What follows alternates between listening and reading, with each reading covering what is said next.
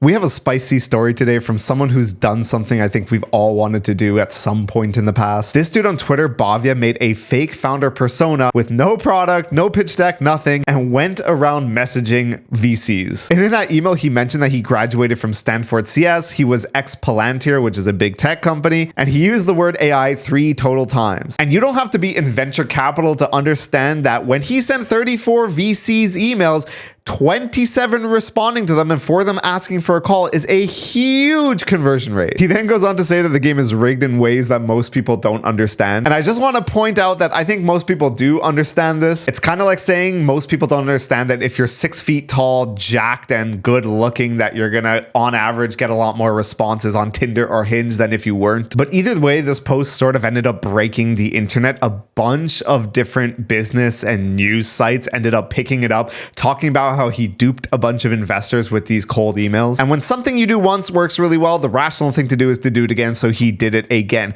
He made a fake VC scout profile on LinkedIn. Now, this is different from making a founder profile. He made a different VC profile. Like, he created a fake venture capital fund with a cool sounding bougie fake name and messaged other venture capital firms that he wanted to introduce a promising founder, aka him. And out of the 20 messages he sent, 12 of them responded and 6 of them led to meetings. I love how you can tell a lot of the VCs that probably responded to this were just like, oh, okay. I mean, it sounds like it could be plausible and real. Sure, put me in touch with them. They just clicked the first AI like autocomplete that came up on their phone. Hey, thanks for sharing. Would love to meet him. Get Outlook for iOS. Who is still using Outlook on iOS? Now, this one actually looks a bit more committed. Thanks so much for sending, adding blank in who was excited to learn more. Some guy in the comments was like, more fraud. Perfect. To which the guy clarified that he never even took a single meeting. He just used this as like a social experiment. And this is where things start to go a bit weird.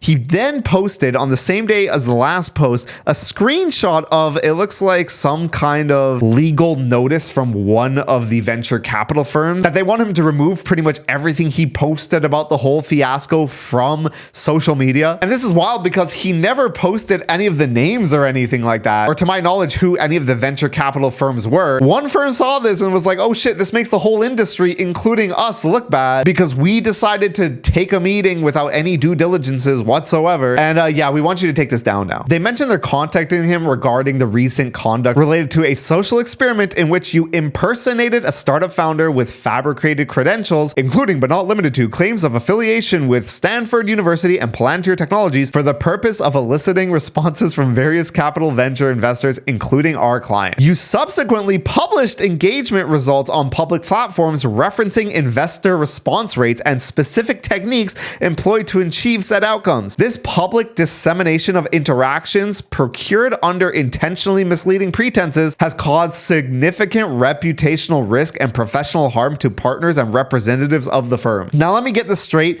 I don't know the law whatsoever. If you gave me 3 different activities and asked me to point out which one was illegal, I probably wouldn't be able to tell the difference between them. But I have no idea how a post that could have very well been completely fabricated for all we know. I mean, all we saw was a bunch of like screenshots that didn't look like they were too hard to make if you really wanted to. How could that have caused significant reputational risk and professional harm to the partners and representatives of one of the random VC firms that this guy contacted? Like, I don't, maybe they're worried about like if this guy ends up releasing the list of venture capital firms that he got in contact to, and this was one of the firms that was like, holy shit, let us invest, please. We got to meet this guy. And it would just look horrible for them if it got out or something. But in the document, they specifically say that it has caused significant reputational risk and professional harm to the partners, which implies that the reputational risk and professional harm has already been done. Anyways, in classic corporate fashion, they hereby demand the following actions be taken within 5, and the number is spelled out just in case you had any misconceptions about what it could be. Calendar days. Number 1, immediate removal of all related public content, screenshots, and commentary. Now, correct me if I'm wrong. I don't understand what that's really going to do. Like, this guy's story has already made the news in like 5 different countries.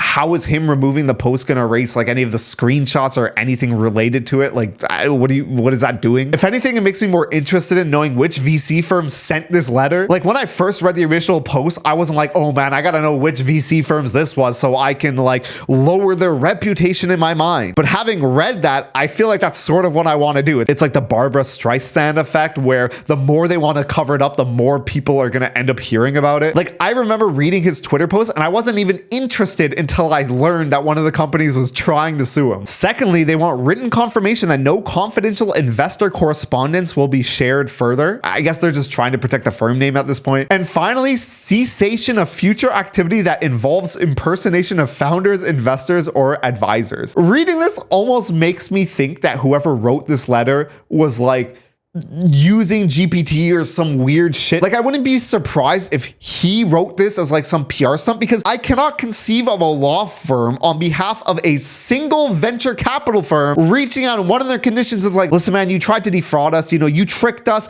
and one of our conditions is that you don't do it again. It's wrong, and we don't like that. We care about justice and doing what's right for the world in our venture capital firm, including only interviewing the most industry plant founders that we can possibly find, but that's irrelevant.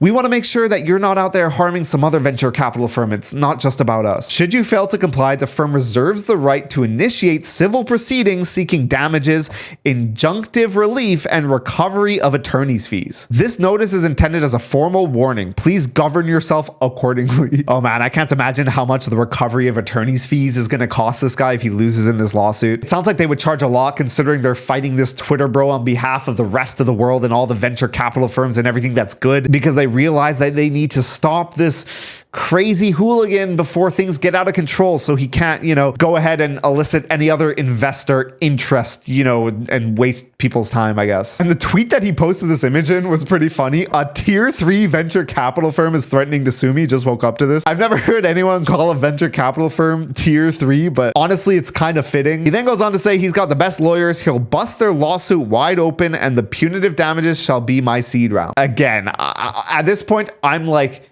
on the fence of whether or not this is all just some grand engagement bait type of post and not actually from some, world-saving attorney on behalf of one VC firm that cares about everyone else. I'm not the only one that thinks so either. A lot of people suspect this is just rage bait and hype farming, which honestly, I wouldn't be surprised. It sounds like he decided to take a page out of Roy Lee's book and be as controversial as humanly possible, which Roy says no company ever died from a founder being too controversial. You die because you don't make enough money. And I feel like I have definitely seen a lot of companies die because the founder has done something controversial, but hey, who am I to argue with a company that just raised $1 bajillion? Anyways, if you find any other funny stories like this, tag me on Twitter. And if you want to talk about this, I have a Discord community. Link is in the description of this video, where we talk about all kinds of funny shit like this. And make sure you hit that subscribe, and I'll see you guys in the next video.